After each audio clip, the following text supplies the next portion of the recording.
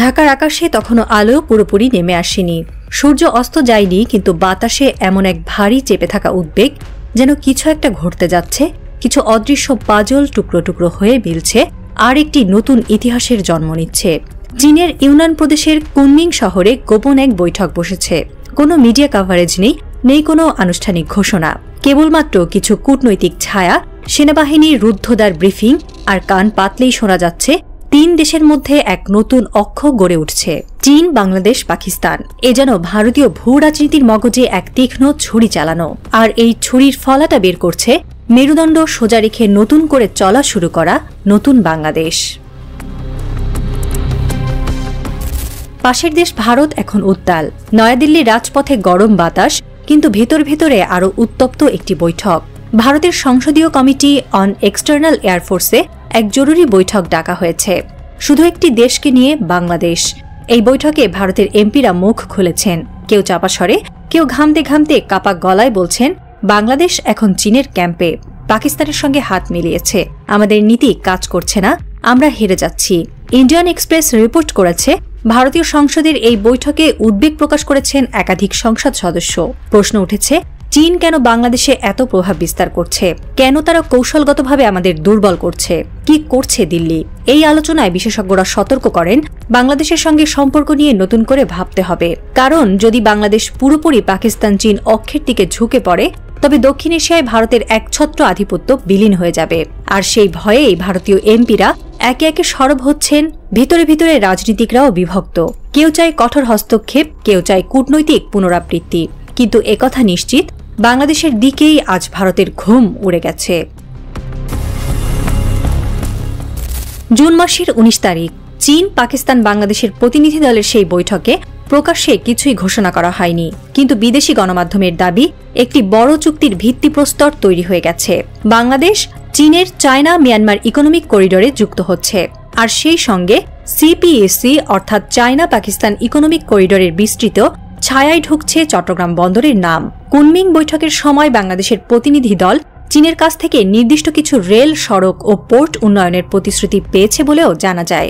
এই বৈঠকে সিক্রেট ডিপ্লোমেসির এমন দক্ষতা দেখা গেছে, যা সচরাচর জাতিসংঘের নিরাপত্তা পরিষদের বৈঠকেও দেখা যায় না। ইউরেশিয়ান টাইমস একে বলেছে এ ভেইলড অ্যাক্সিস উইথ ডিসরাপটিভ পটেনশিয়াল, একটি নীরব কিন্তু বিস্ফোরক অক্ষ।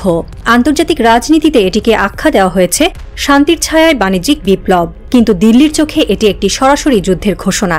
কারণ এই করিডোরের মানে চীনের ইউনান প্রদেশ থেকে শুরু করে মিয়ানমার হয়ে বাংলাদেশ, আর পশ্চিমে পাকিস্তান হয়ে মধ্যপ্রাচ্য পর্যন্ত একটি একীভূত বিকল্প বাণিজ্য পথ তৈরি হচ্ছে, যেখানে ভারতের কোনো স্থান নেই। ইউরেশিয়ান টাইমস বলছে, কুনমিং বৈঠক কেবল কূটনীতি নয়, এটা এক রিজিওনাল ডিজাইনের অংশ। ভবিষ্যতের দক্ষিণ এশিয়ার নকশা বদলে যাচ্ছে, যে নকশায় ভারত আসন হারাচ্ছে, আর বাংলাদেশের নেতৃত্বে এক নতুন ত্রিধারার বলয় তৈরি হচ্ছে। বিশ্লেষকরা বলছেন, বাংলাদেশের এই অগ্রযাত্রা কেবল বাণিজ্য বা জ্বালানির জন্য নয়, এটা এক পরিপূর্ণ কৌশলগত অবস্থান বদলের গল্প।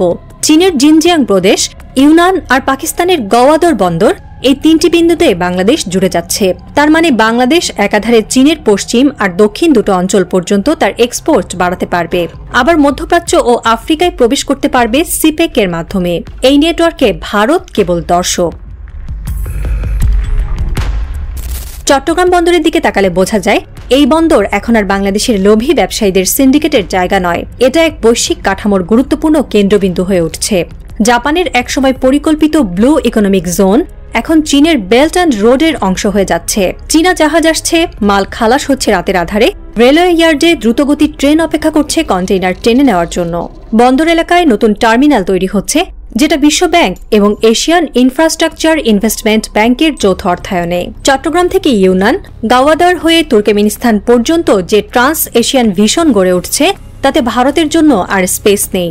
বরং এই রুট চালু হয়ে ভারতের পূর্বাঞ্চল অর্থনৈতিকভাবে ঘিরে যাবে, হয়ে পড়বে পরনির্ভর।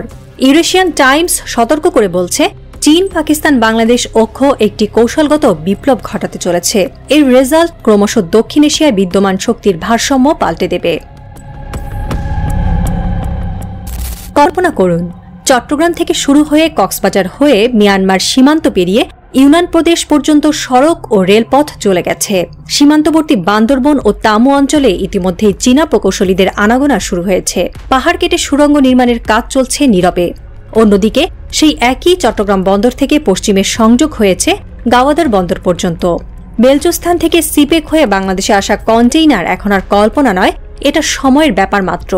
এই রুট চালু হলে বাংলাদেশ একদিনে জিনজিয়াং প্রদেশে পণ্য পাঠাতে পারবে। বাংলাদেশি গার্মেন্টস, চামড়া ও ফার্মাসিউটিক্যাল পণ্য ঢুকে পড়বে সেই বিশাল মার্কেটে, যেখানে আগে প্রবেশের পথ ছিল না।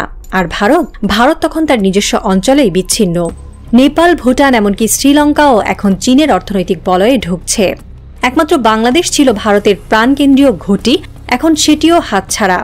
দিল্লির নিরাপত্তা বিশ্লেষকরা এখন রাত জেগে স্যাটেলাইট ইমেজ ঘেটে খুঁজছেন আর কোথায় কি নির্মাণ হচ্ছে, কিন্তু ততক্ষণে অনেক দেরি হয়ে গেছে। এই হলো বাস্তবতা। ভারতের প্রতিপক্ষ শুধু চীন নয়, আমেরিকাকেও পাশে পাচ্ছে না।